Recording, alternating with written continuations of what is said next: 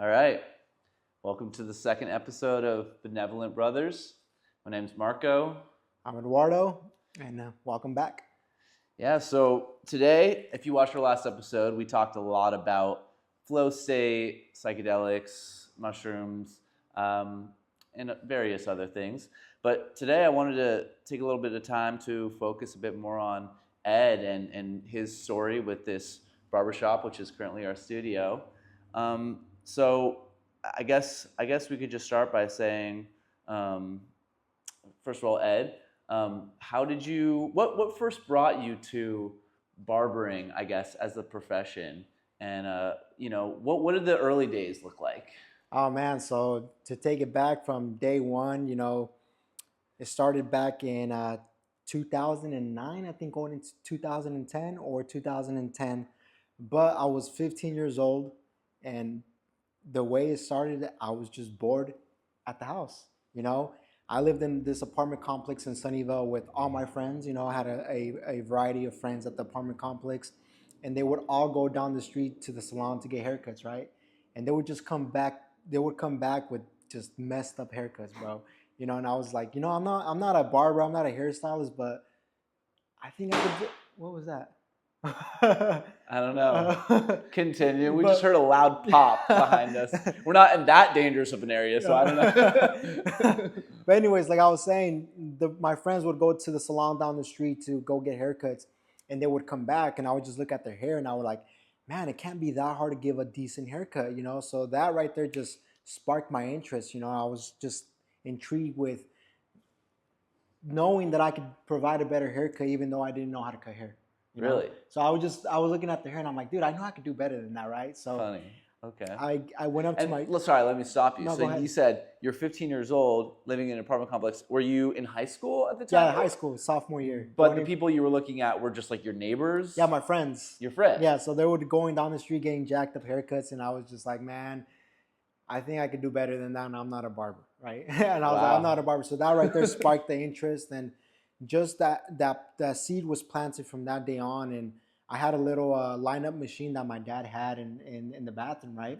So I was telling my friend that I came back from getting a messed up haircut. I'm like, dude, let me fix your lineup.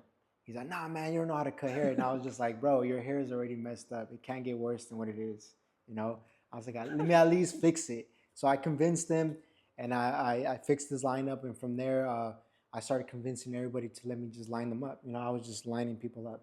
Just lining people up and convincing them. When you say lining people up, I mean, is that just like the edge ups, like the square here, right. cleaning up the sides. Nothing fancy. Nothing, no clipper work at all, just the trimmer. Okay. And from there, I just got intrigued with it, and I knew I could get better at it, right? Yeah. So I started doing my research. Oh, what clippers should I buy? What clippers can I get? And at that time, you're 15 years old, you got no money, you don't know how you're gonna get clippers. So I remember I convinced my dad to buy me a clipper, right? So we went to Sally's beauty supply store, and he bought me a clipper, and he's like, oh, how much is the clipper gonna be? And I was like, oh, it's like $20-$30, right? So we go in there, and I was like, yeah, let me get that clipper right there. And then we get ringed up, and then she's like, oh yeah, it's gonna be $70. My dad's like, $70? I was like, yeah, $70. So then he buys it, and we're walking, I still remember clearly, we're walking outside of the store, and he goes, you're gonna have to make that money back. And I'm like, what? He's like, you're gonna have to make that money back. Like, I didn't buy you this just to buy it for you. Like, make that money back. Charge all your friends. Like, if you're lining them up, charge them like $5, make it back. So then that's when I was like, oh damn, like, okay. So then I started taking it a little bit more serious, So I was just lining people up for $2. $2, at the time, $2. Sure. So it's $2. And then it wasn't a full haircut. It wasn't a full haircut. So I was like, okay, if I got the lineup machine, I went to Walmart, and I bought a clipper, one of those wall janky clippers. And then from there, I just really started kind of diving into like, okay, let me see if I could actually do a haircut, right? Okay. And I remember at that time, I had a friend that caught wind of me cutting hair. And at the time, I don't even think I had a cell phone yet. At the time, I didn't get a cell phone until like, I think junior year. At that time, everyone used to always just knock on my door to come and, get contact with me. Okay. I remember he knocked on my door early morning one time, and he was like, hey man, I heard you cut hair. I was like, nah man, I don't cut hair, I just line people up. And he's like, hey man, you know what, just cut my hair. I was like, just do a two all around and do a lineup. And I'm like, you sure? Was this a close friend? Yeah, close friend from preschool. Oh, So wow. he's always been there, you know. Yeah. And he's like, just do it, man. Like I need this hair gone. And I was like, all right, man, if you want to do it, let's do it. And then from that moment on, I just got the confidence to just start cutting hair, you know. Sure. And then I went to school and I'm like, hey, y'all need a haircut. I cut my friend's hair. Look, I cut his hair, right? Yeah. And then from there, it just People thought it was good. yeah, people thought it was okay. You know, I didn't know how to blend. It was Okay. just, you know, just one guard all around and lining people up. And funny enough, man, this was, I think, yeah, that year 2010. This is right before Instagram came out. Like little before Instagram came out. I think Instagram came out Okay. 2011 or 2010, one of those years. But I remember I started cutting hair and Instagram came to be, right? Instagram Right. came and then I remember at the time I had just got a phone too, but it was an Android. It wasn't an iPhone. So Instagram came out on the iPhone first before it came out on the I Android, didn't right? remember that. So everyone at school, everyone was talking about Instagram this, Instagram that. I was like, what is Instagram, man? It's like Instagram's like where you go and upload your pictures and your photos, whatever, right? And I was like, they don't have it for the Android yet. So a couple months passed, it came out for the Android, and then everyone was talking about the hashtags, right? Oh, hashtag this, hashtag that. Sure. And I was like, what is a hashtag? He's like, you know, whatever you're doing, hashtag it. So I was like, I wonder if I start uploading my barber photos on Instagram and I hashtag barber, I wonder if there's other barbers. So I did hashtag barber, right? And then a bunch of other barbers started coming out, and I was like, oh, damn. I was like, whoa, this is actually a thing? Because back then, remind you, being a barber wasn't cool. It wasn't even it wasn't even a thing. Like it wasn't like cool as it is today, right? So I remember I started seeing all these barbers, and I I remember I would comment on their pictures because back then there was no DM, so you would just have to comment, you know. And I'm like, hey man, I need help with this, I need help with that. How do you do this, right? Oh, no DMs. So no DMs, right? It was just comments. So I started commenting on people's haircuts. I was like, hey man, that's a cool haircut. How do you do this? Oh. And I remember I came across this barber. He was from Oxnard. I really loved his work, right? I had family in Oxnard, so that's how I was able to connect with them. Okay. But at the time, I really looked up to him, and I would always ask him for tips, right? Hey, how do you do this? How do you do that, right? And I would upload my pictures on Instagram. And I remember at the time, instead of him encouraging me to do better, he would kind of put me down, right? Really? He would be like, hey man, your cuts suck. Hey man, your cuts are not good. Like, oh, you need a little bit more blending here. You need a little bit more blending here. And I was just kind of like, I would get mad because I would always want to have the approval of him to be like, hey man, you got a good haircut, you know? Yeah. So my whole objective was to always do a good haircut and post it so he wouldn't have to talk shit. And he wouldn't say So it. he had to talk shit, you know? So eventually time went by. Wait, so how many years into, doing hair did you get to the point where you were connecting with people like this? And was that within the first year? A little bit before the first year, you know, like within like probably 6-7 months, you know. I picked it up fast, you know, because it was exciting to me. It was intriguing. It was a challenge, you know. It takes a lot of confidence to cut someone's hair, right? Yeah. So, and like if you really mess it up, like you might really disappoint them or they get really upset. Yeah. 100%. So I started getting better, right? I started cutting hair that summer of sophomore year going to junior year, right? Okay. So I went into junior year already somewhat knowing how to cut hair. So my whole objective junior year was convincing everybody to let me cut their hair, right? So I was convincing everybody at school, hey, let me cut your hair, hey, let me cut your hair. And I started getting people, right? I started getting better. I started getting people to come in to my house at the time. Yeah. And come senior year, I was on the road to going into college, right? I had the grades to go to college. And I remember one time one of our teachers came in to our classroom and did this whole presentation on how much it's going to cost to go to college, right? How much it's going to cost to go to college. And I was doing the math, right? I was like, okay, the dorm, the books, this and that. And I was like, okay. And I remember I was so intrigued because my whole thing, because I'm first generation, right? My whole thing was I need to go to college, right? Yeah. So I started doing the numbers and it just was not adding up, right? And I remember at the time I had my literature teacher and she was so mad because she had gone to Stanford and whatever, got her master's and everything. And there was a PE teacher that was getting paid the exact same money as her. And he just went to community college, right? So she was mad. She was like, how did I go to college, paid all this money, and you got this PE teacher over here making the exact same money as me? Like, that doesn't make sense. So then that kind of lit a light bulb in my head. I'm like, wait, what? Okay, if you're going to college, you're paying all this money, but then you're not even guaranteed to make as much money as you are if you go, you know what I'm saying? So at the time, it just was not making sense to me. So I made the bold decision early on to not go to college, right? I told my parents, hey, I don't want to go to college. Like, what do you mean you're not going to go to college? It's like, it's not for me. I don't think it's going to work out for me. And they're like, well, you have to go to college. If not, what are you going to do? And at the time, I didn't even think barbering was even a career. You know, I didn't even know you had to get your license. I didn't even know, like, you know, barbershops weren't even cool. Yeah. So I was like, I think I'm going to cut hair. They're like, cut hair? You serious? You're going to cut hair? Like, you know, they were like kind of downplaying. Yeah. They were downplaying the profession, you know. So that's when it made me kind of take it on a little bit more serious and kind of, you know, okay, you guys kind of downplaying me. I'm kind of having, I now have something to prove to y'all, right? So again. So at the time, you know, I started cutting hair throughout my whole senior year, and I started almost cutting up basically the whole school. You know, the whole school. I was cutting up the whole school. I was young. Were you charging more? Yeah, I was charging more. I think at the time I was doing like 10 or 15 bucks. So, you know, I was what, 16, 17. If you're charging the whole school, yeah, that's you know, a lot of money. So I was cutting all. I was getting everybody's money for prom, homecoming, senior prom. So it was cool. And at that time, I remember this is when it kind of lit a little bit fire in my ass too. I remember towards the end of senior year, we were in class, and the teacher was like, "Okay, guys, turn around to your partner and talk about what are you guys gonna do after high school, right?" So I turned around, and there was a girl next to me, my classmate, right? She was like, "Ed, what are you gonna do after high school?" And I was like, "Oh, I think I'm gonna be a barber." And she goes, "A barber? What? Really? A barber? Like, really? That's what you want to do with your life?" I'm like, damn, like, why is everyone downplaying a barber? Is it that bad? Like, you know, like, and I was like, yeah, I want to be a barber.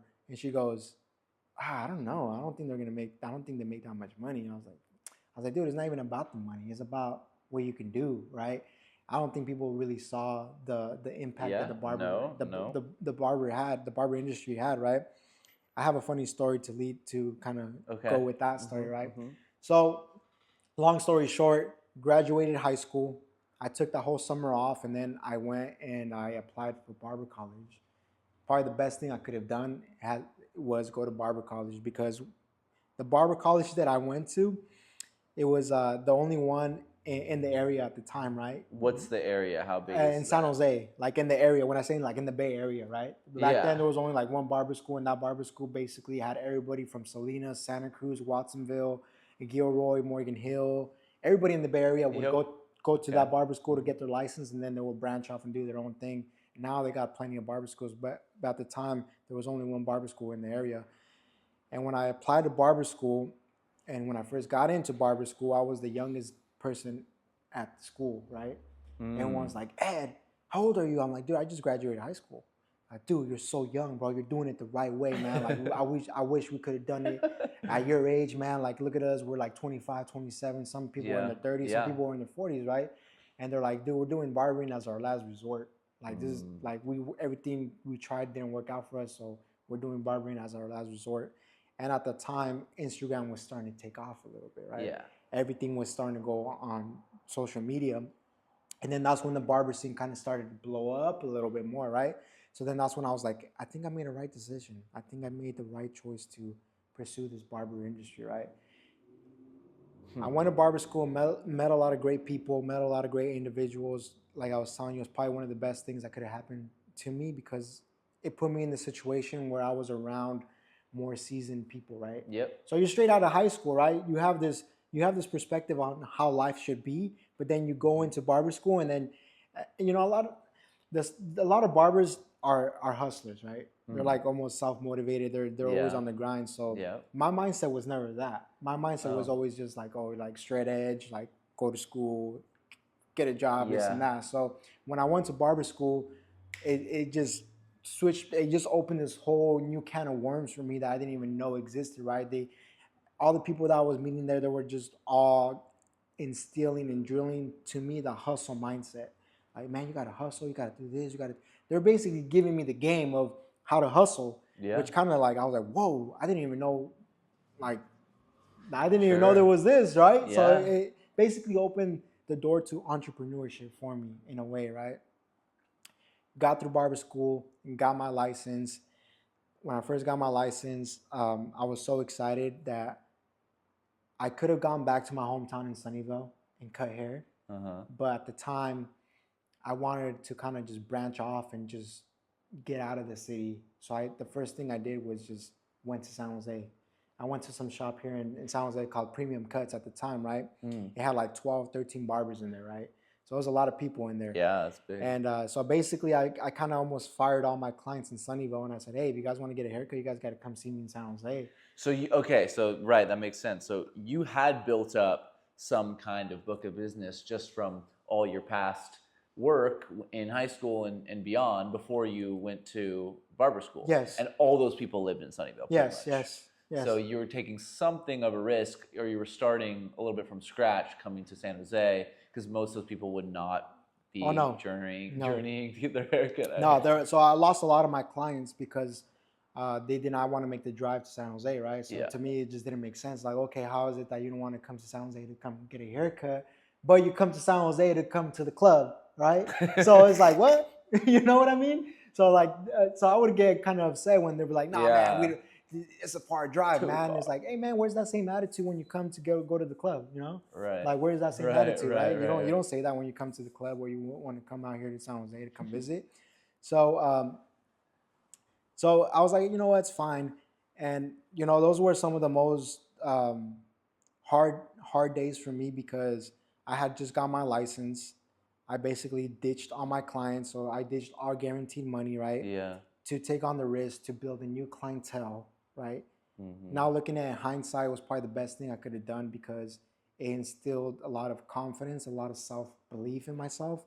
And I was putting myself in a situation where I was with 12 other barbers.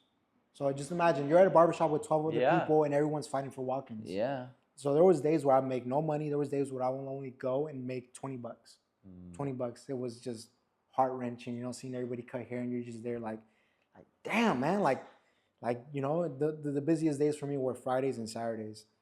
And at the time there was another barber in Sunnyvale.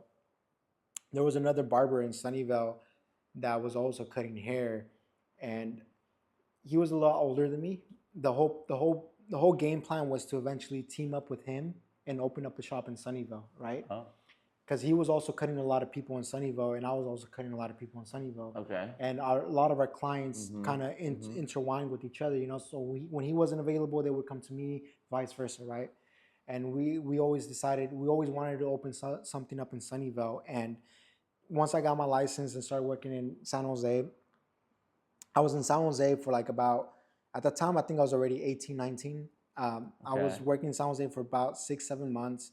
And then that's when the other barber in Sunnyvale had came to me and told me, Ed, I'm opening up a shop in Sunnyvale. I want you to come and be part of the team. And I was like, hey, man, I'm down. I'm down to go back to my hometown, you know? Yeah. And I went back to Sunnyvale and basically got all my clients back. I got all my clients back, and we were at that shop rocking steady for almost a year. And this is when his shop had burned down. So there was a restaurant next door.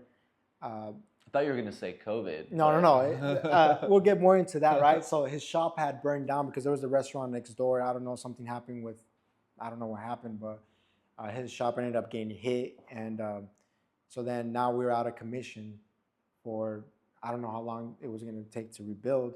But I told myself, I was like, you know what? I'm not going to go back to San Jose. It was really hard for me. So I was like, you know what? I'm just going to go back to cutting in my room. At the time, I was cutting in my bathroom, but then I sacrificed my own room and just basically gutted it out and made it into like a mini barbershop at the time, right? So I was there for another solid year, just cutting out of my room, just like saving all the money that I could.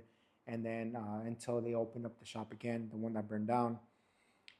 And once they got the green light to open up the shop again, that's when I went back with him, right? We went back in there, but this time we came a little stronger. We brought a bigger team, right? We brought a bigger team. Wait, how long did it take to rebuild? About a year. Okay. So it took like about a year to rebuild. And at that time, we were in there, man, it was a crazy time, man. I'll tell you that.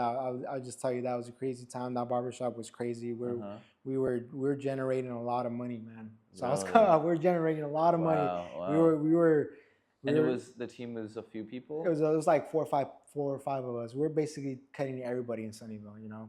At the time, this is where this is where I tell people, look, you're always going to be a product of your environment. No matter who you're Yeah. with, you're always going to be a product of your environment. And at the time, looking back, I was still naive. I was still young. At that shop, everyone was making money. Think about it. I was what, 20? Not 20, not even 21 yet, making almost $500, $600, $700 a day consecutively. Yeah. Like, just imagine, right? Yeah. Like, what do you do with that money, right? Yeah. You go nuts. You go crazy. Oh yeah. And no, at the that time, age, oh my God. and at that time, a lot of the coworkers that I had, they all had nice cars, expensive cars, right? So what happens? You become a product of your environment, right? Like, oh, everyone has a nice car. I want a nice car too. So where do I go? I go and buy a car. Right, a nice car, right? What did you get? I got a Jeep SRT8, Okay. one of those nice fast ones, right? I go and get one of those, right? And you would think that would be enough, right? But since you're making all that money, right, you're like, let me go get another car. So I go and get another car. way. This is where the lack of guidance is. This guy needs 2 cars. Right. So this is where the lack of guidance, this is where the lack of mentorship comes into play, right? And so I go and I get a Mustang. At that time, I got a Mustang, the newer ones, the ones that just came out, right? So I go and get a Mustang. So now I got these 2 supercars, right? Not supercars, sports cars. And you think everything's good. I'm making a lot of money, no problem. I'll pay it off, right? And then this is where tragedy strikes again. And then this time around, the barbershop burns down again for the second time, right? No. It's crazy, right? There's no way. This is crazy, right? But this time, I don't know what had happened, but prior to it burning down, they had attempted to burn the shop down a couple of times, right?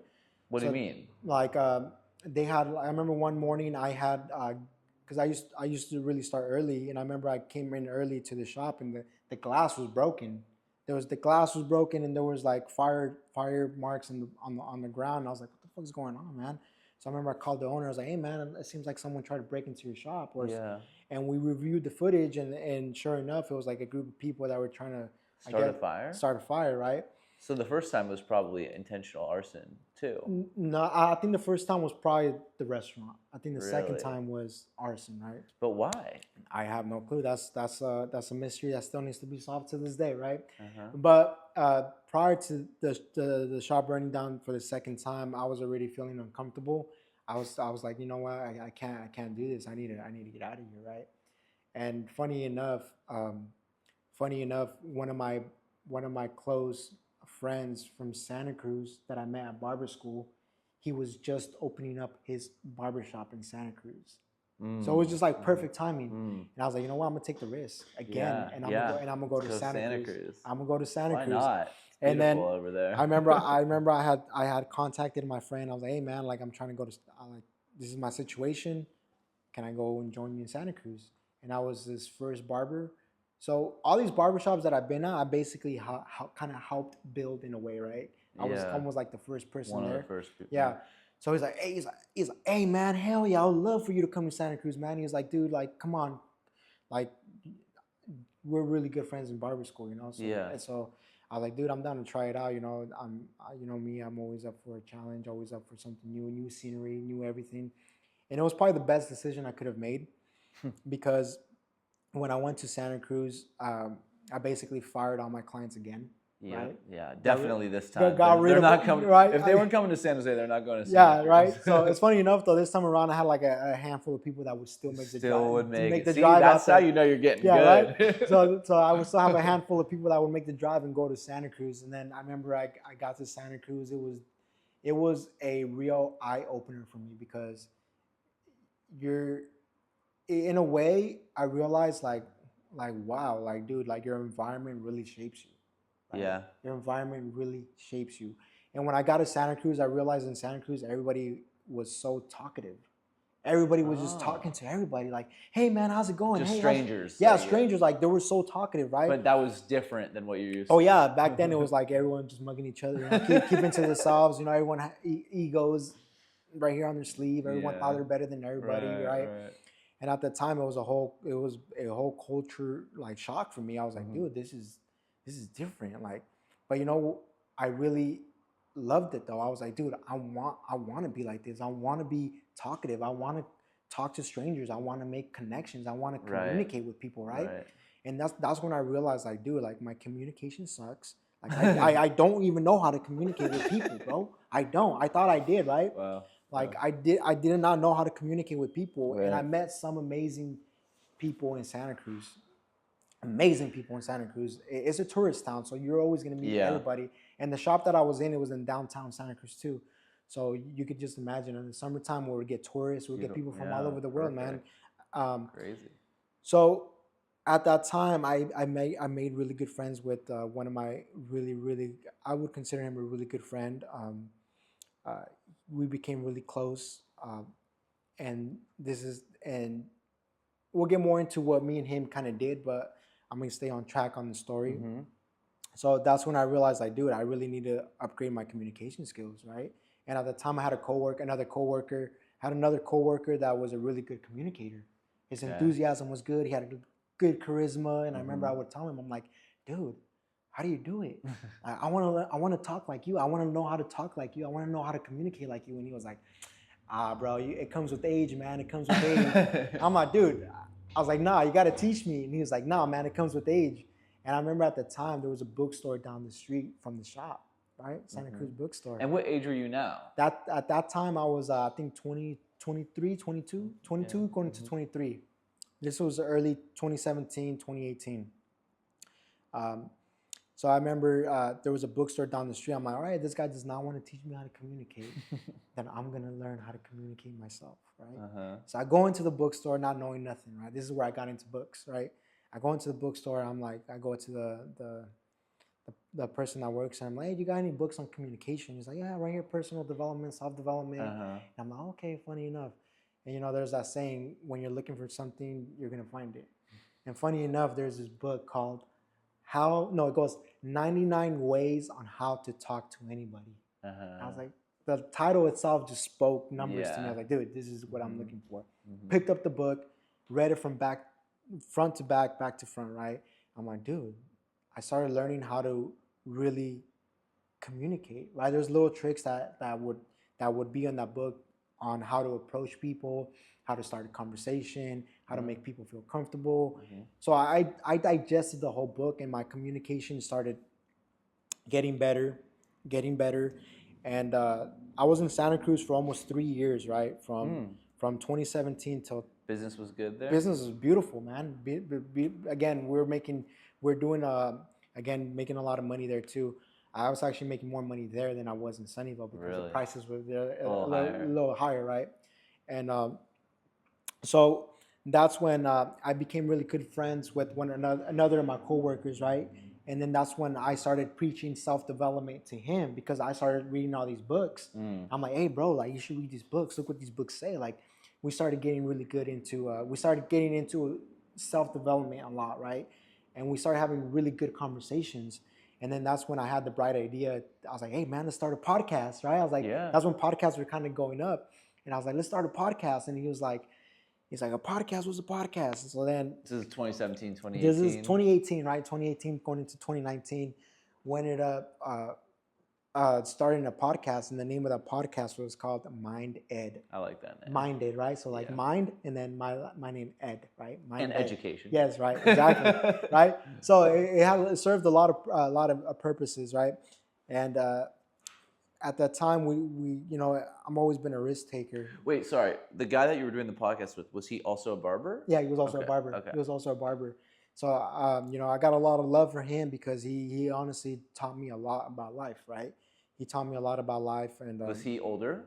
No, we're the same age. But at the time, he was just a very conscious person, He was a very conscious person. And I have a lot of love for him. We ended up going our own ways later down the line, but at that time, he would check me a lot. You know what I'm saying? Like, there's very few friends that do that, Yeah. And he would always tell me how it is. He would always, he would never sugarcoat anything. He would just always tell me, like, Ed, man, you're fucking up. Like, Ed, man, like, what are you talking about? What are you saying? Like, he would, because I would, like, remind you, I went from being here to being here, right? From being in Sunnyvale to being in Santa Cruz, whole different animal, whole different environment. So I was used to Sure. talking crazy over here. What do You you know, mean? when What I do you say mean? crazy, you know, like you're talking very belligerent. You know, you're talking very like nonsense, man. You're talking nonsense. You know how it is, man. You're saying words that you shouldn't be saying. You're saying things that you shouldn't be saying. And he would always tell me, he's like, bro, you need to stop saying that. You need to stop saying these words, man. It doesn't sound nice when you say it. And I'm like, bro, like, don't tell me what to do. And then, but you know, the seed was planted, and I'm like, you know, he's right. I shouldn't be talking like that.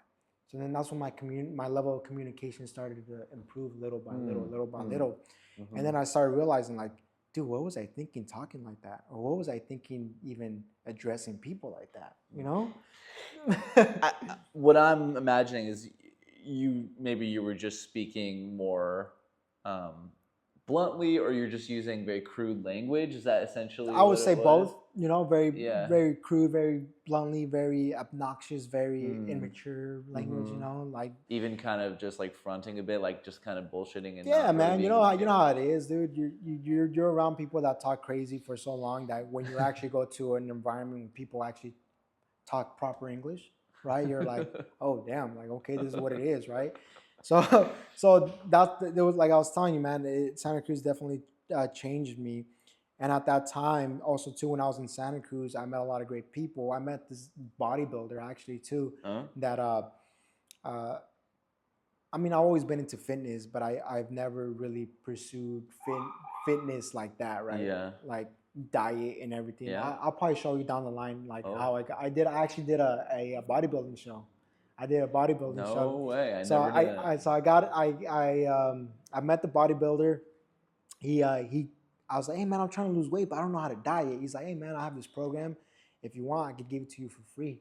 Like, but you have to be committed. Yeah. And you have to let me use your results to get more clients. And I was like, dude, Great say deal. less, say Great. less. Say less. Right? So he gave me the plan, and I stuck to the plan like that, and I lost weight so fast, and I got shredded so fast that I was like, dude, I might as well start prepping for a bodybuilding show, right? I did men's physique, right? Oh, yeah. So I ended up doing the men's physique, and I got in shape. It was a whole game changer for me when I went to Santa Cruz. It was definitely a huge, how do I say it? Maybe spiritual awakening, I guess. I don't know. Something about Really? Santa Cruz, man. Really? It just Well, yeah. you know, it's just And you got to have the beach body. If yes, you're in yes, Santa yes. Cruz, So exactly. I'll show you later how I got, but that definitely challenged me mentally. And at the whole time, you know, in Santa Cruz, I met a lot of great people. Um, I remember at the time I really wasn't confident in myself. I was not confident at all. I thought I was confident, but no, you actually meet people that are confident, and you're like, yeah, I'm not confident, right? So I remember I started digesting all these self-development books. I started influencing my friend, my good friend, that would also check me all the time. So we were like kind of almost like inseparable. We were so connected. Like we just sync so good. Like we just knew each other, and everything was so good that we ended up coming up. Well, I came up with the idea. I'm like, dude, let's get an office space in downtown Santa Cruz and let's start our podcast. Right. So office space for the podcast, but share the other building for your barbering. We were working at a barbershop, my friend's barbershop. Yeah. I don't want to say names just because, you know, but my friend that I met, that I got good friends with in barber school, he ended up opening up a barbershop in Santa Cruz. So that was his barbershop. So I was the first one in there, and then he started recruiting people. And the people that he recruited, I became really good friends with that coworker, right? And he was the one that I got more connected than anybody in the barbershop, and that was the homie that really wanted to do the podcast with me. So then I came up with the bright idea. I was like, dude, how about every time we cut hair, we just put $20 in a safe, like every day, right? We put $20 in a safe. You put $20 and I put $20, and at the end of the year, let's see where we're at. Right? Dude, we ended up saving like 10 G's, right? 10 G's just like that, like $20 a day, boom, boom, boom. And we're like, dude, we got 10 G's. What do we do with it?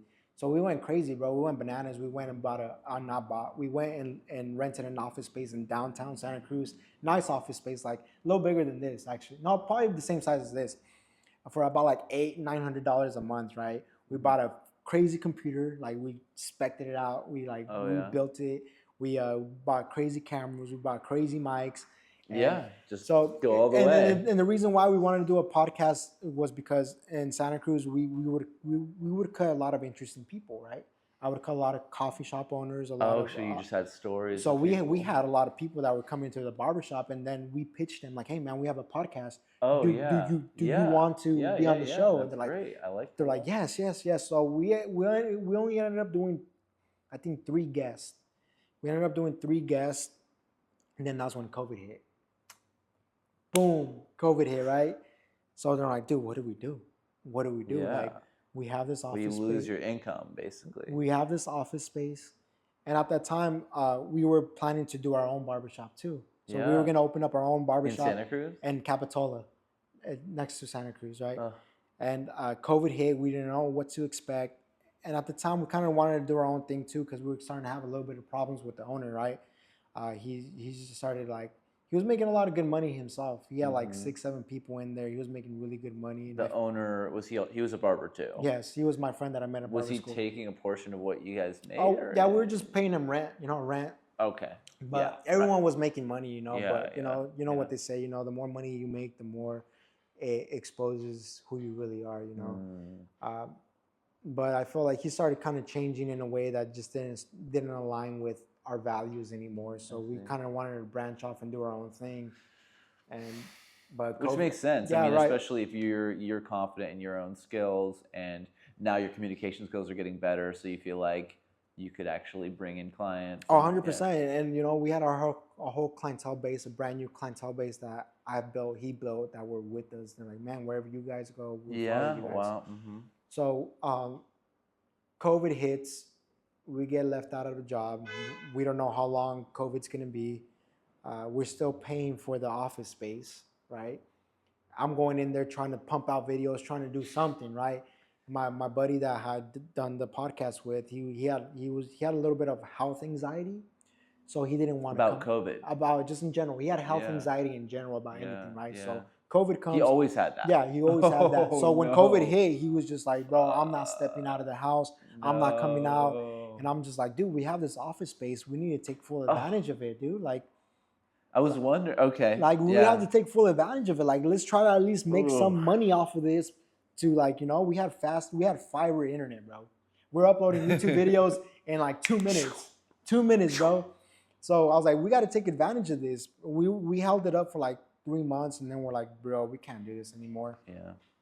So we because you guys weren't even really getting together to do it. No, because he lived in Watsonville and I lived in Campbell. Far. So the barbershop was our middle ground where we met each other and did all our endeavors. But long story short, COVID hits. I get left out of a job. Remind you, I've only been cutting hair my whole life. I've never had a job besides In and Out, and I was only there for like 7 months, right? When I was in high school. Okay. So COVID hits. I don't know what to do. Jeez. I'm panicking. I mean, think about the situation prior to when you decided to go down this path. Your parents are like, why are you not getting a degree? You're going to go be a barber. I mean, you never anticipate that something like that could be the reason that you're not able to make your money. That there's a freaking virus that shuts down your barbering business. Like you probably imagined there's a million ways this could go wrong, but it would never be this. 100%. But you know what's funny though? Because everything does happen for a reason, Like I know COVID was a tragedy, but prior to COVID happening, I was already burnt out cutting hair. Really? That's why we had all these. That my whole plan was to do the podcast. You wanted to switch to that. Do the podcast, make it profitable, and leave the barbering behind. I see. Because I was already burnt out, bro. Mind you, I was cutting hair straight almost every single day from the time I was 15 till COVID. You were 24? When COVID hit, I was, what was that, 5 years ago? I was 26, 25, 26. Oh, so that's over 10 years. Yeah. Yeah, I think so I was burnt out. You could get burnt out anything. Oh, dude, I was burnt out, and then that shop had a lot of walk-ins, so we're doing back-to-back haircuts, and I was just, and I remember I had money, I had the cards, I had almost everything, and I still wasn't happy. Yeah, I was not satisfied, and I was just like, I remember I was telling my friend, the one that we did the podcast with, I was like, dude, by summer, we're not gonna cut hair, bro. We're not gonna cut hair. Yeah, and then funny enough, COVID made us not cut hair. by summer. Yeah. So like, you gotta be careful. Right. You gotta be careful what you say because sometimes it comes true, you know. And then COVID hits. We don't know where we're doing, what we're gonna do. We start panicking, you know. And this is where, like I said, everything happens for a reason, right? Because I was so used to living a certain lifestyle, right? Because you have guaranteed money coming in almost every month, right? That your lifestyle is like this, your money's like this. my But now when your money's not coming in and your lifestyle is still like this, where's the money gonna fund the lifestyle that you have? I know. So then I started downsizing my my lifestyle, right? I'm like, dude, I need to get rid of the cars. I still had the cars. Remember, I still had them. I still had the cars. Were these cars that you had bought? Like you weren't renting or you weren't leasing? No, I them? was. I mean, I got a loan on them, so I was But paying. yeah. But if you pay off the loan, you would own them. Yeah, yes. So I was still paying them. I don't know how I was doing it, dude. $550 on each. Oh. On each, $550 on each, bro. So you look, you're doing almost $1,200 a month on just cars. So that's not even insurance. That's not even gas. That's not even maintenance. That's not even, dude. It was ridiculous, bro. Like I was basically grabbing money and throwing it down the fucking drain, bro. Right? So that was a huge eye opener for me. Yeah. At the time, I was like, dude, what am I doing, right? But you're young, bro. You don't know nothing. You know. Yeah. And at the time, I was like, dude. So I was like, I cannot just not do nothing. So then that's when I applied for UPS. So I became an UPS driver. Oh yeah. I became a UPS driver during COVID. Oh. And then that's when I You realized did that during COVID. Yeah, so that's when I realized how much money I was actually making and how much $20 an hour is really nothing, right? Right. Yeah. So I was working 11, 12 hours a day almost, and this was peak COVID. So you realized how much money you were making as a barber versus UPS. UPS, right? So I'll be right back. Yeah. You know, so I was like, dude, I'm barely making, like, okay, you do 20. So say you do 20 times 5. You work 5 hours, $20, that's $100. I was like, dude, are you joking me? That's like nothing. And then you're still getting your taxes, right? So by the time you get taxed and everything, dude, you're making peanuts, bro. And that's when I was like, bro, I was like, dude, there's no way in hell. I'm like, there's no way in hell this is sustainable. I was like, dude. No. And so then, especially when you're used to making a certain amount of money, and then you downgrade. Nothing against UPS workers or anybody that does those types of jobs, but I'm just saying, like, it just, and it was very labor intense. So I was like, nah, dude, like cutting hair was a luxury. It was a luxury, For right? Sure. And so that's when I realized, I was like, dude, as soon as they give the green light on the barbershop, I'm leaving UPS. I was like, I don't care, I'm leaving UPS. Right. So long story short. And when you say the green light, that was gonna be when it became legal to actually open your barbershop again for the government? When California said, oh, you can open up your barbershop again, right? Even though that's a whole other conversation. Yeah, even though everybody else was cutting hair except for California, right? We're like the last ones. Our county. Yeah, right. But prior to me working at UPS, let me backtrack a little bit. COVID hits, no job. My thing was like, okay, I'm gonna go back to Santa Cruz and still cut hair, right? But the reason I didn't go back to Santa Cruz after COVID was because the owner wanted to charge us rent for the months that we weren't working. So I was like, wait, what? I was like, make that make sense, please. I was like, how is it that you're gonna charge us? He's just trying to like back charge you for all the time. Right? I guess, right? How much time was that gonna be? Almost a year. So just imagine, right? How much? That's a fortune. So imagine, exactly, right? So and he wasn't charging cheap rent either, right? So it's like, bro, how is it that you're gonna charge us all this money for the months that we weren't working? Bullshit. We have no income, bro. Yeah, it's like we also were affected by that too. It's not like it's just you that lost money. We lost money. We can't pay you that. Exactly, right? So that's when the true colors started coming out. Yeah. I mean, I understand his situation too. You know, he had the whole overhead over. He probably also had to pay for the months that he. Right, exactly. But you know, that's a responsibility that comes with being an owner, right? Like, okay, my name was on the lease and I'll pay it too, but I was just renting, you know, independent contractor. Yeah. And but long story short, you know, that's when I was like, you know what, man, hey, thank you for the opportunity. Like, but I don't think this is gonna work out for me, bro. Like, I can't. If you want us to come back and pay you, I can't do that. I don't have the money for that. I'm sorry, I'm not gonna be able to come back. So basically, his whole team left because no one was going to pay him back. Like, dude, we can't pay you back, bro. So his whole team left. The original team that started with them left because we couldn't pay him back, right? But he's doing good now. His shop is very successful. He's in a great location. Yeah.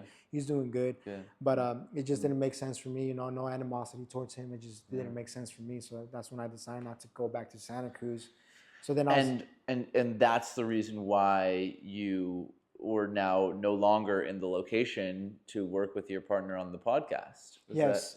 So then and then me and him kind of, that's when the elections were starting to happen, right?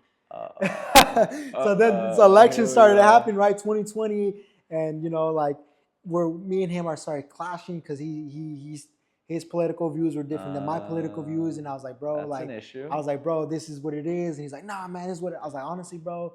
So I would say politics kind of broke us up, Wow. but you know, but yeah, because you could have decided to still invest with him into you getting your own place. yes, exactly. for But you barber. know, after that, like you know, my values and his values didn't align anymore once politics got involved. But you know what it is. That's a whole different animal too, politics Yeah. and but we ended up drifting apart either way because we didn't have that middle ground to kind of Yep. meet in the middle again. You know, he lived in Watsonville, I live in Campbell. It was an hour drive. I was see. like, dude, no I way in see. hell. So he ended up doing his own thing. I ended up doing my own thing. But you know, the time that we had was great. You know, I learned a lot from him.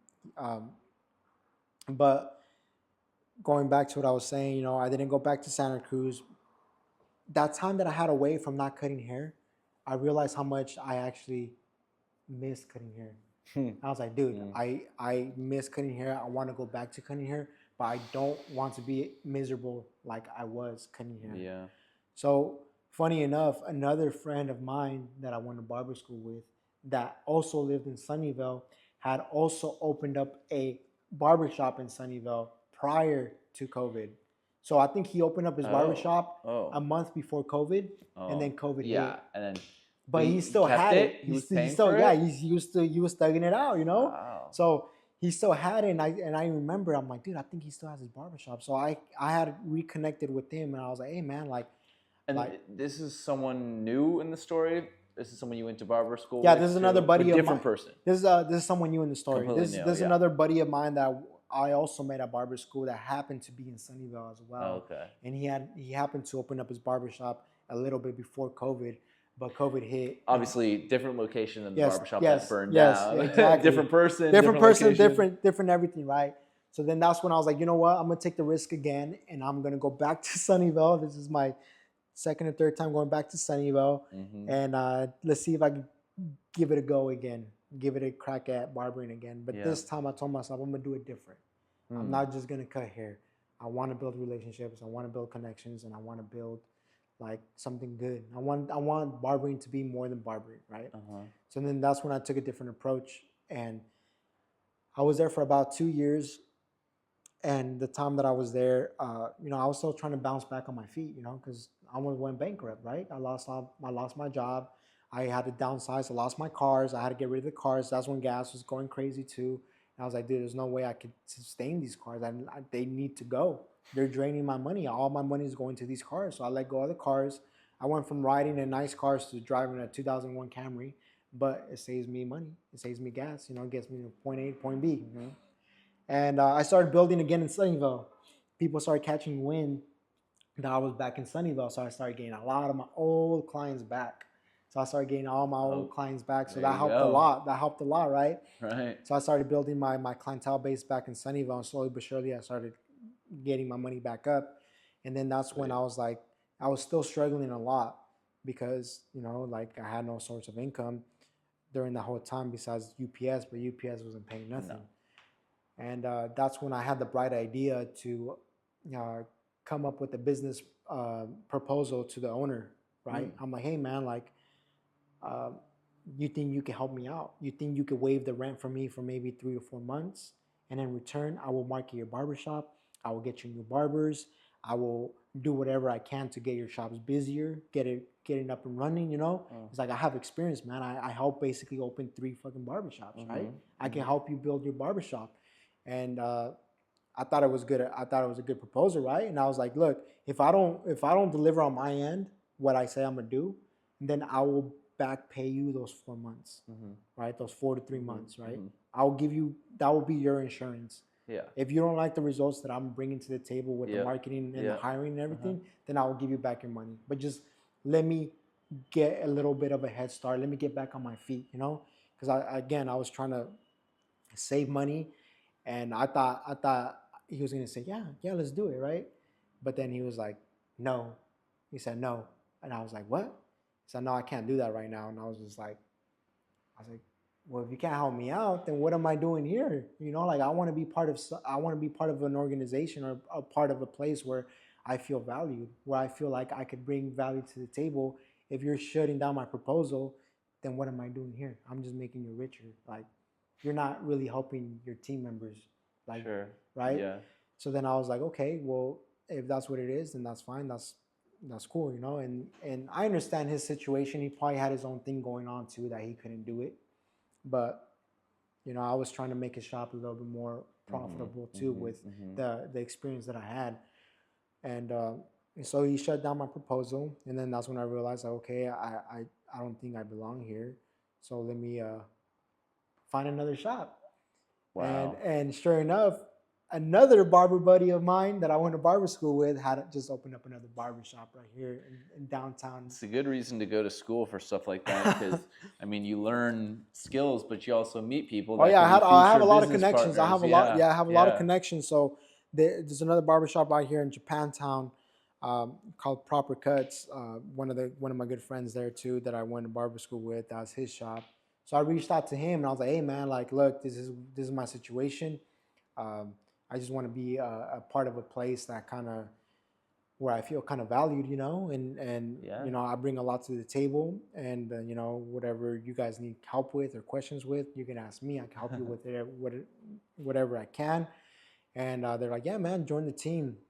I joined the team, and then that's when I realized, like, nothing against them, but I just like, I don't think this environment is for me. You know, I don't think this environment. And you didn't make the same kind of proposal with No, them. not at all. I was just like, at that point, I was like, you know what, dude? Like, I've come to the realization that I'm not gonna make a difference unless I own the place, unless I have my own shop. Would you say, was it the way it was managed you had issues with specifically, or Not really. I had no issues with it. I had no issues with the way it was ran. I was not vibing. It just wasn't my cup of tea.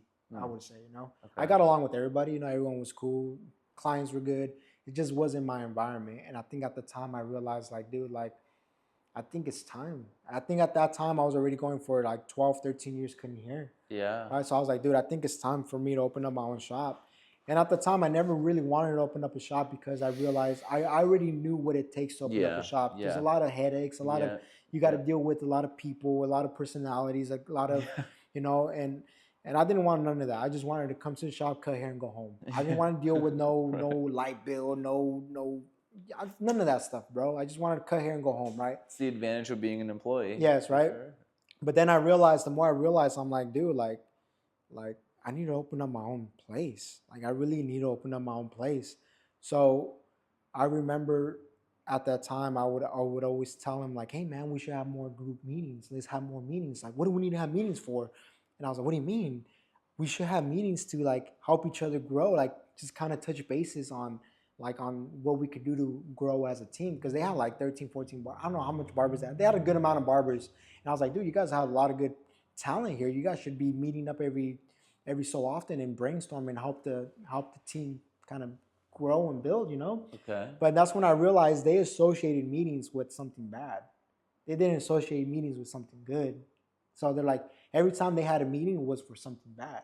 It was for nothing. It was never for something good, right? Right. So, sorry, this is the same group that you're talking about. This place you've been working with. This is the shop that I went to, Proper Cuts, after I left the Sunnyvale one. But this is kind of a management issue, or just it's more of a mindset issue that they have. I guess maybe both. And you know, I'm not gonna talk down on them too, because they were also new owners. They're also brand new to the ownership of owning a barbershop, so they didn't know how to run things. I mean, they're doing good. They're successful. They're good. They're great. But what I'm trying to say is that I don't think they understood the leadership that came with empowering their coworkers, you know. And wait, were you the one who proposed the meetings? Oh yeah, I was And, like, and they said, well, why would we do that? Like, we use meetings whenever we're trying to, like, basically, correct someone's mistake. yeah, they would be like, for what? And I'm like, what do you mean for what? Like, what would you not want to have meetings, you know? So I was always trying to kind of get people together to like, hey, let's brainstorm, let's do something here, you know? Yeah. And then that's when I realized, like, dude, I need to really do my own thing. Like, I I need to really do my own thing. And then I remember I went home and I told my wife, I told her, I was like, remember I told you I never wanted to open up a barbershop? She's like, yeah. And I was like, but I told you when I get the feeling that I'm ready to, I'm going to do it. And she's like, well, yeah. I was like, yeah. And I was like, and I think that feeling is now. She's like, for real? I was like, yeah, I think I'm ready to open up my own shop. And this is crazy how the universe works, right? Yeah. This story is going to be crazy. Watch. So I tell her, I was like, I think I want to open up my own barbershop. So I started telling the guys at the shop, hey, let's have meetings, right? So the new year starts, 2023, right? And they go, hey, let's have a meeting, guys. Let's have a meeting. Let's just check in, see where you guys' heads at, where you guys want to do with the year, right? Yeah. And they go, let's start with you, Ed. What's your goal for 2023? And I was just like, fuck, should I just say it? And then I was like, okay. I was like, I want to open up my own barbershop. I just go like that, right? I want to open up my own barbershop. And they're like, oh shit, for real? They're like, yeah. I was like, oh shit, can we ask why? And I'm like, you know what? I think it's time. I was like, I've been doing this for a long time. I think it's time for me to build my own team and see what I can do with opening up my own shop. And they go, oh shit, okay, hell yeah, man, for sure. You know, like they were very supportive of it. You know, they were like, yeah, man, I think they're like, you have the mindset for it, you can do it. And I was like, okay, yeah, right. And then after the meeting was done, I was driving home and I was like, dude, why did I say that? I was like, why did I say that? I'm like, now I really need to open up my own shop. I'm like, now I need to open up my own shop. Remind you, I had no funds. My credit is shit because of the pandemic, right? I ran through all my credit cards. Cars, yeah. And so I'm like, there's no way in hell I'm ever gonna open up a barbershop, bro. I'm like, dude, I'm talking crazy now, right? But then in my head, there was this little like self-belief. I'm like, dude, what if you do? What if you can, right? And I was like, I remember I went home that day and I was just like thinking in bed. I'm like, you know what? Let me start looking like if I am gonna open up my own barbershop, right? I started looking at places. I started looking at places for lease in San Jose, right? I'm like 2 or 3 days straight just looking. And then, dude, sure enough, I come across this place, right? Affordable rent, right? I'm like, dude, no way. I was like, no way. I was so excited, dude. I called the landlord, right? I left them a voicemail. I was like, hey, man, I'm interested in the spot. I'm a barber. I've been doing it for a long time. Like, I see you have the space available. Let me know if you still have it. Yeah. If so, please give me a call back. I'm very, very interested, right? And then, sure enough, the next day, he calls. He's like, hey, man, this is so-and-so from the location. I'm aware that you have an inquiry. You want to see the barbershop? Are you interested in the barbershop? And I'm like, look, this is what I told him exactly word for word. I'm like, look, yes, I'm interested in the barbershop. I am ready. I told him I am ready. I was like, look, you know that story when the student is ready, the master will show up. He's like, yeah. It's like, well, this is it. I was like, this is it right here, right? This is what it is. And he's like, and he starts laughing. He's like, okay. I was like, look, I'm ready to open up my own shop. I've been doing this for a long time, and I think this is the location. And then he's like, funny enough, that place used to be a barbershop. It did used to. Yeah, this used to be a barbershop. Yeah. He's like, that place used to be a barbershop. And I was like, can I ask why he left? He's like, he was there for like 10, 12 years and it was just time for him. And I was like, okay, well, yeah, I'm interested. I want to look at it. And he's like, okay, well, before I proceed any further, he goes, how is your credit? And I was like, damn, should I just lie and be like, yeah, my credit is good? But I was like, nah, he's going to check it either way. Yeah, of course. So I was like, you know what? I told him, I was like, you know what? I'm going to be honest with you. My credit is not the best. I like, look, I took on a lot of debt because of COVID. My credit is not the best. But I'll tell you this, I've never missed a payment. All my payments are on time, never missed a payment. And he's like, okay, well, if you could get a co-signer on it, then I think you should be good. And I was like, he goes, are you married? Or anybody can sign it for you? I was like, yeah, my wife actually has better credit than me. He goes, perfect. If we get her on the lease, then I think we're good to go. And I was like, no way. I was like, dude, it was that easy. I was like, no way. In my head, I'm like, I already got the spot. In my head, I was like, I already got the spot. I was like, I told my wife, I'm like, dude, we're getting in the barbershop. She goes, what do you mean? I'm like, dude, I'm confident about this one. So I told her, just come with me. And so I bring my wife and my daughter. We come in here. I meet the landlord and his wife. And I basically tell him the vision, right? This is what I'm trying to do. This is what I want. And then he goes, okay, okay. And then he keeps looking at me, right? He keeps looking at me, and he goes, you sure you could afford this place? And I was like, yeah, why? He's like, oh no, I'm just asking. He's like, you're young. I was like, yeah, I've been doing this for a long time. He's like, okay. And I was like, if you want, I'll tell him. I was like, if you want, I can go in my car and write you the first check. I can write you the first month. And he goes, oh no, no, no, no, not at all, not at all, man. It's good, it's good, it's good. Don't worry about it. He's like, let me just draft up the lease, and we'll get some signatures, and the place will be yours. And I was like, dude, no way. I was like, no way. Just like that, right? Yeah. Just like that within a week of me saying, within a week of me saying, hey, I want to get my own shop, right? So now we come to another problem. I don't have the funds for this shit, right? I don't have the funds to open up the barbershop, right? So there I go, signing the papers and everything. He's okay, you signed the lease. He's like, what I'm gonna need is just the first month of the rent. I was like, yeah, no problem. I got that. I'm able to do that. But then I go, I'm like, damn, dude, like, how am I gonna get the chairs? How am I gonna get the stations? How am I gonna get anything in here, right? And then sure enough, I'm like, dude, I was like, let me just call my mom and see if she could co-sign me a loan, right? Like a loan. So I call my mom. I'm like, hey, mom, I'm gonna get a barbershop. I just got a barbershop. She's like, what? She's all happy, right? Yeah. And I'm like, but there's only one problem. She's like, what? I don't have money. And she goes, what are you doing signing papers and signing all this if you don't got the money for it? And I was like, dude, I don't need that much. I was like, I'm calling you because I just need like a loan of like, just like help me co-sign a loan, basically. And she goes, well, how much do you need? I was like, honestly, I don't need no more than like $10,000. I don't think it'll be no more than $10,000. She goes, you know what?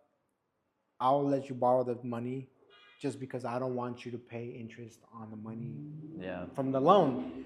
I'm like, for real? She's like, yeah, but just pay me back. And I'm like, dude, I'm gonna pay you back and more. I told her, right? I'm gonna pay you back and more. Like, don't even worry about it, right? Yeah. So okay, well, just we'll talk in person. And we'll go over the details. Long story short, I get the funds from her.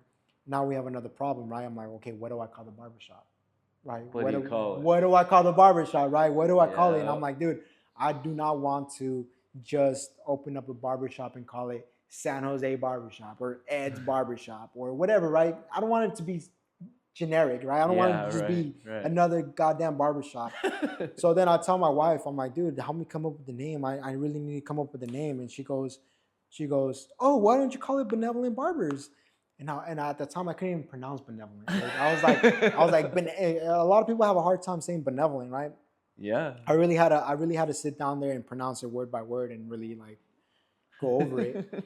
And I was like, what does that mean? She goes, you don't know what benevolent means? I'm like, dude, don't start. Just tell me what it is. And then she goes, it means the act of doing good towards other people or community organizations or anything. I'm like, dude, that's beautiful. That's it. Let's go with that. And she goes, for real? So I was like, dude, let's go with that. Benevolent, it is. I love that. That was just the first thing she thought of. I was like, dude, I love the meaning of it. I love it. Mm-hmm. And then I was like, it's got alliteration, yes, BB. It's right. Good. So then I was like, okay, well, now I need someone to come up with the logo, right? So I wanted to go for like the kind of like the that style, right? This style, right? So I go on Google, I put like a cursive B's, right? And I find this really nice cursive B, and I was like, dude, I want that one right there. So I literally go on a manhunt to find the artist, right? I'm over here downloading like these apps that are for creatives because that's the only app that he's on, right? So I'm over here creating an app just to get in contact with him. It's like a social media app? Yeah, like it's called like a we app or something. I don't know. It's like an app for creatives, right? Where people go and post like their creative work, right? So I'm over here downloading this app just to get in communication with him, right? And he goes, dude, just follow my Instagram. And I'm like, dude, you could have just told me that from the beginning, right? So then I follow him on Instagram. Funny enough, his name is the same as mine, right? His name is Eduardo, the same as mine. Really? And he's from Mexico too, right? Oh, shit. So then I'm like, I'm like, dude, this is my vision. This is what I want. And then I want it like this, and boom, boom, boom. And all right, let me come up with something. I pay him good money for it. He delivers. I'm like, dude, beautiful, right? That's Beautiful. And great. then, Mm. yeah, man, I took the risk, and you know, I opened up the shop here. I didn't know what to expect. You know, it honestly the first year was a very, very hard year.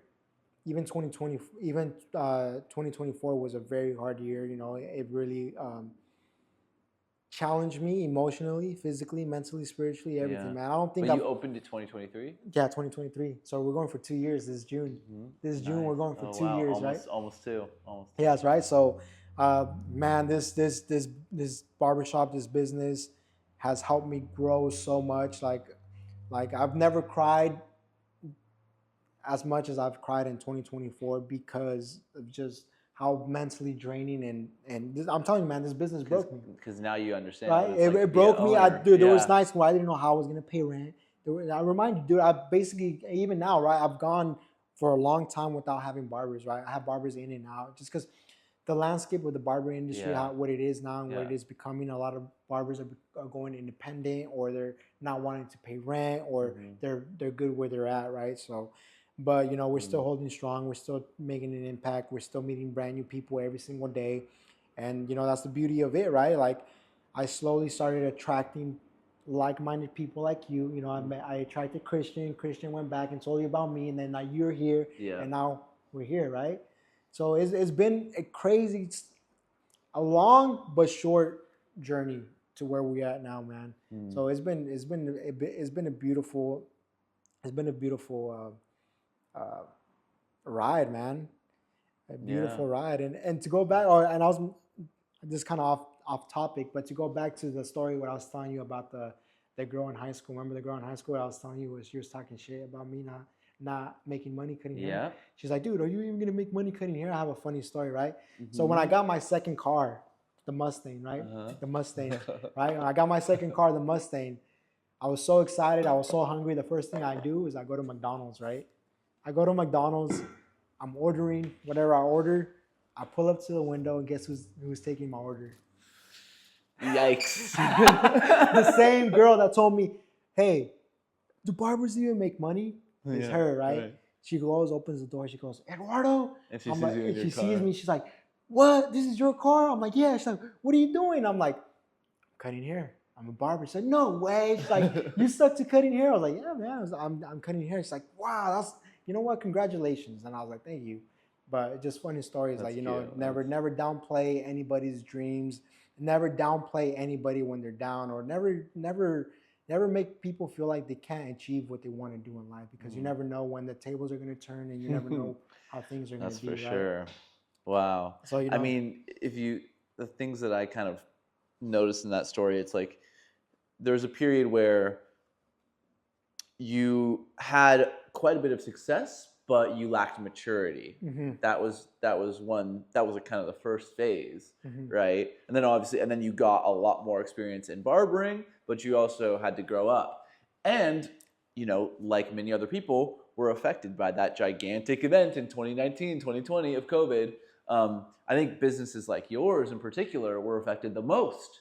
I mean, or I should say professions at least, because at the time you didn't have your own shop. But I mean, my cousin has a shop. She cuts people's hair and does hair coloring, styling, all this stuff.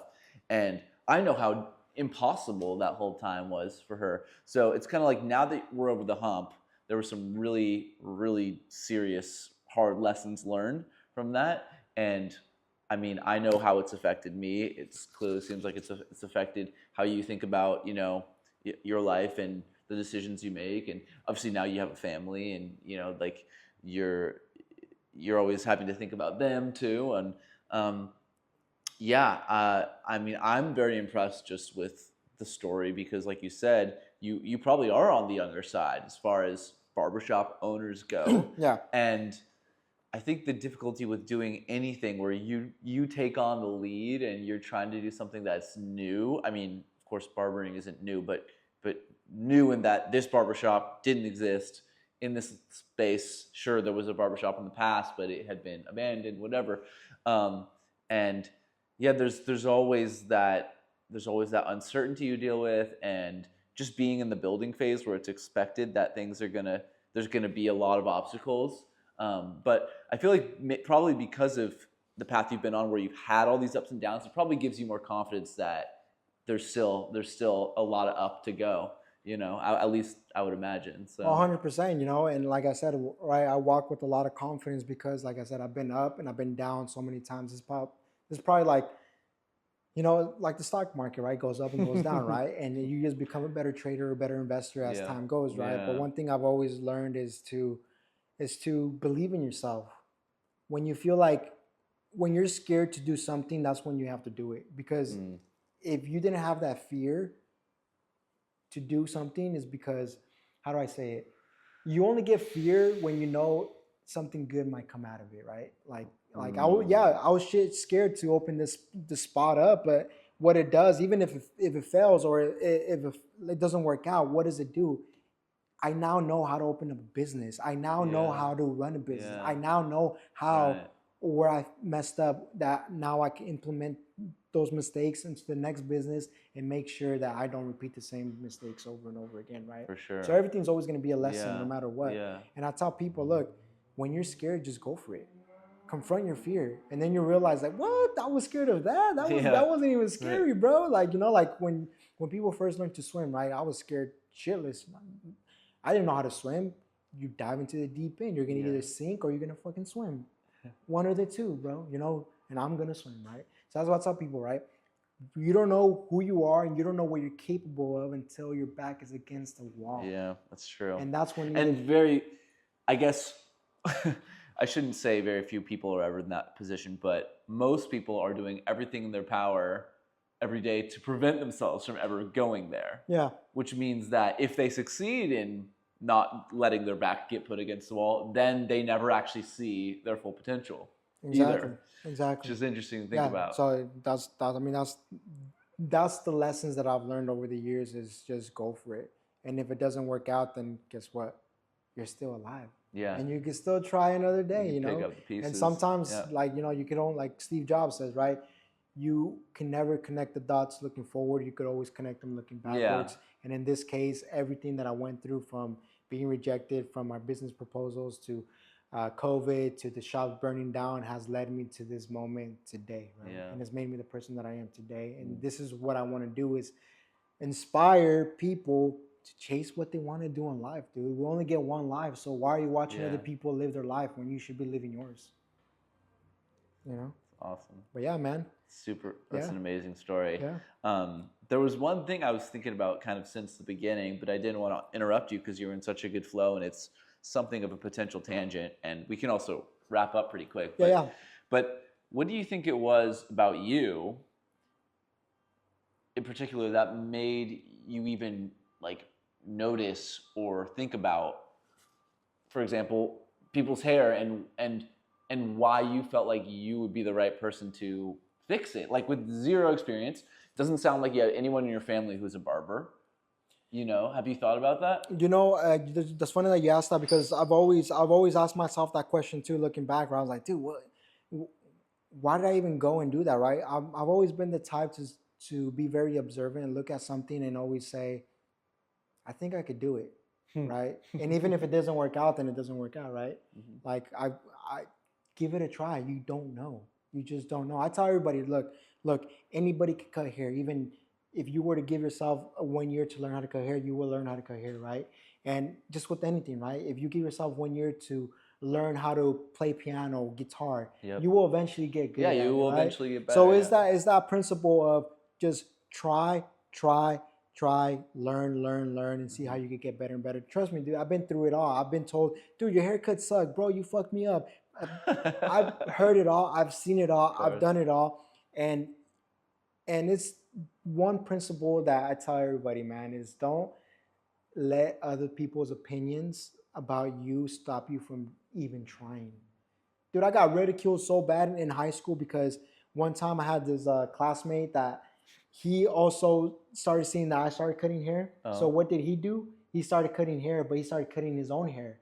So he messed up his haircut, right? He messed up his own haircut, Okay, yeah. and he went to school, and everyone's like, "Bro, who messed up your cut?" And instead of him taking fault and saying, He I blamed did it you. myself, he put it on me.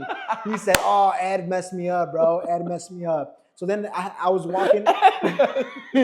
You know what I'm saying? So I'm walking down the halls of high school and everyone's like, bro, you messed the homie up. You messed his hair up. I'm like, what are you talking about? Bro, he's saying that you messed his hair up. Bro, I got so pissed. I Oh went up to my him and I God. confronted him. I'm like, hey, brother, I don't think that's very cool of you going around telling people that I messed your hair up when you know damn well you've never been in my chair. So why are you doing that? He starts laughing. I thought it would be funny. I was like, well, it's not funny, bro. You need to stop that right now because that's not true and you're ruining my reputation. Like, I'm actually trying to do something with this, and you're making me look bad. Yeah. Even when I never touched your hair, and he was Yeah. like, "Oh man, yeah, I'm sorry, bro, my fault. I just didn't want to Yeah. admit that I did it." Yeah. And I'm like, "Yeah, well, that's not cool, bro." But right, Yeah. you go through things like Yeah. that, right? And then you Yeah. go through people just. But going back to the main question you were asking, like, what Yeah. gave me that initiative of just like Yeah, and I guess like even hair as opposed to anything else. I mean, because I think what it sounds like is you had some instinct for the aesthetic appearance where you would just look at someone's hair and you could say like that just looks wrong, something looks off, and you naturally felt like it should be fixed. Maybe I could be the one to do it. But funny, like, why do you think it was that as opposed to anything else? I think I have always had that trait, right? Going back to the story of me observing my classmate being very enthusiastic, having great charisma, and me seeing that and saying, I want to do that, right? Like I want to be like that. And he said, nah, it comes with age. I was like, nah, you can learn that. And now that you bring this, I never even thought about it until right now, right? Even going back to just you bringing up that is like, I feel like I've always been aware of things and I've always gave myself that chance to just try, right? And even me observing my coworker being very talkative made me want to be talkative too, right? Which would it do? It made me want to go read a book. And what I do, started looking now, I have a bunch of books here, right? Yeah. So it's just, if there's one thing I could tell y'all can leave with is just try. Just try because you never know what can happen. People already beat themselves up for not even trying. It's like, dude, you don't even know if you're going to be good or not. Just try. So, I won't be good. Okay, yeah, with that attitude, you're not going to be good. You know what I'm saying? So, yeah, that's funny that you brought that up. I didn't even realize that trait in me. I guess it's just my awareness, I guess. Maybe just seeing something and thinking I could do it, I guess, right?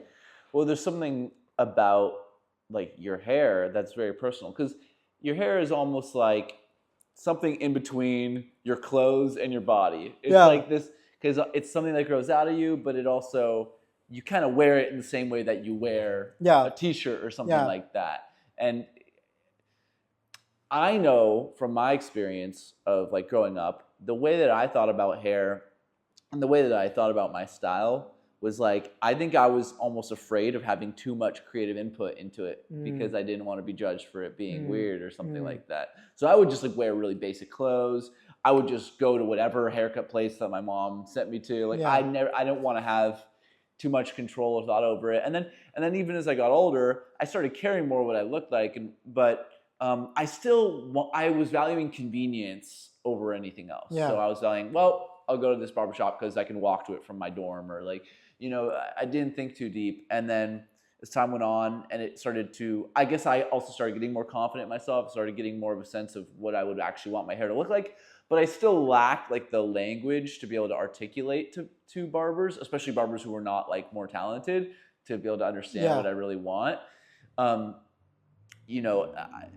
think I just realized, okay, I need to go to someone who has more experience and who understands and can like, even when I fail to be able to explain it, they'll still be able to fill in the gaps. And then maybe even more importantly, I can have a barber that I can go to more often, and over time it gets a better sense of like what I like that way too. But it wasn't like I had a plan to find a barber. It's again comes back to Christian, who just kind of inspired me. He said, hey, I got this place I'm going that's really great. In fact, there were a few places Christian was going first that were more of like larger shops, but I would say more the haircuts were cheaper, the standards weren't as high, and I think Christian wasn't satisfied with that, so that's why he eventually came to you. So, but yeah, I think it is really cool to see the path you're on, and I am pretty confident that if you stay in barbering, eventually you're gonna have as big a shop as any that you've ever worked at before. 100%, man, 100%. And so many factors to consider. There's the location, there's the marketing, there's what else can you do to get awareness on social media? I mean, there's a million things you could think about. But I think also just doing the solid core work of cutting people's hair well, getting people in the shop, building the relationship. Now you're focused more on that part of it. So it's not just about showing people that you can cut their hair well, but actually making friends and making good positive connections. I think 100%, man. I can see you doing all of that. So it's awesome. just making a difference. My mindset definitely changed. It has changed a lot. It's about making a difference, making an impact, and just inspiring and being a community leader, and just knowing that you can create an environment where people could come and know that every time they're going to come here, not only they're going to get a good haircut, but they're going to get a good conversation, some inspiration, and maybe some motivation to better and improve their own lives. You know what I'm saying? Yeah. So I mean, shit, Sure. I would love to I don't really care too much about my own hair anymore. Just because I don't know. I think I just don't really care too much anymore. Yeah. But for the most part, I know I would love to go to a barbershop where I would like to be serviced by me. You know what I'm saying? I would like to get a good conversation by me, and believe it or not, there's a lot of people that don't know how to ask the right questions, or they don't know how to get deep with their clients to make them understand their clients, and at a level that is like, bro, this is not a haircut, bro. This is a therapy session, bro. Bro, I've had clients that have cried in my chair. I've had clients that have told me some really gnarly stuff, and I take a lot of pride in that, because it's like, I even had a client that says, "Bro, you're doing a lot more work than my own therapist is doing." I'm like, you hear that? I'm like, all right, well, if that's the case, then I'm gonna charge you therapist price, bro. You know what I'm saying? If I'm getting deeper than your therapist, then you're gonna have to pay me like. Where's my $200 an hour? But yeah, man. I mean, yeah. But at the end of the day, man, it's just about making an impact, bro. That's it. Making impact, creating change, and I found a lot of people that say, "Hey, man, Ed, you inspire me, you motivate me," and that's the whole goal, man. That's the whole purpose of it. Because I feel like when you move like that, when you move with other people in mind, you create this almost unlimited source of energy than you do when you just move for yourself, right? Because I used to be a very selfish person. Interesting, yeah. I used to be a very selfish person. And I think that's why I'm also so attracted to you, because you're not just about yourself, you're about other people, right? You want to help other people. And I think that's why me and you connect so well, because we understand that at a level that a lot of other people don't. So even with your work, what you do is really cool, Yeah. And I can't wait to keep, like I said, making these videos. And, I think the next one will be cool. I know I haven't been to your hikes. I've been really busy, but I've had an idea of almost doing a vlog type of thing with your hike, to kind of give more of a visual awareness of what it is to be at your hikes. You know what I'm saying?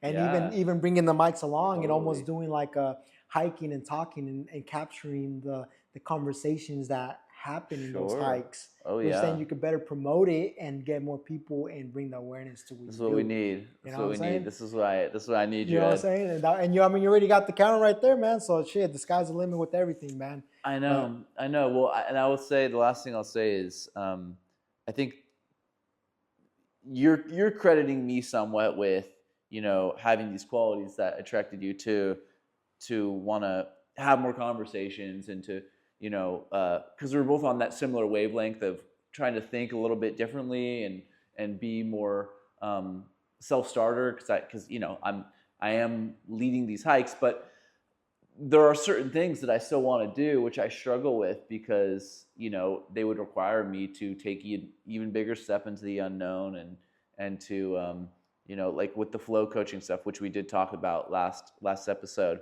where my whole life, I should say, since I've been working and making money, I've always been an employee, and I've always been able to rely on the fact that the work comes to me. Mm-hmm. And I think I am intimidated by this idea of being responsible for generating the business myself, and especially doing something that would be so different, because I've worked with computers and software stuff, which those skills can always come and help, can always be useful, but to be in more of this coaching therapeutic kind of role would be a big change. So I'm working on all that. I think there's there's a lot we could talk about with that in a future episode, but I think for now, I think we can leave it at that. We got a good hour and a half or more. No, So definitely, man. I can't wait for the next one, man. And we'll go more in depth with that. And I got some good insight on that for you too. That could definitely help you because, I mean,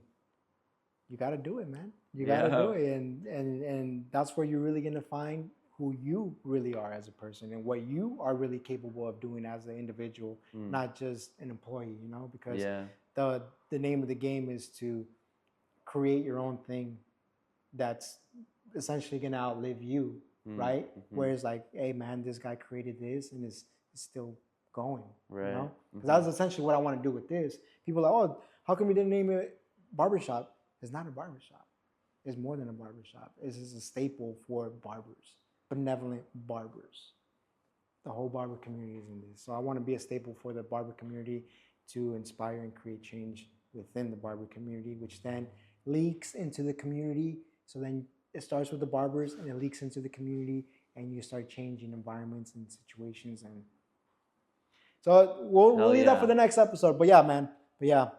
But all right. Thanks thank y'all for watching, guys. And We'll see you in the next one. yes, sir. Right. Hell yeah.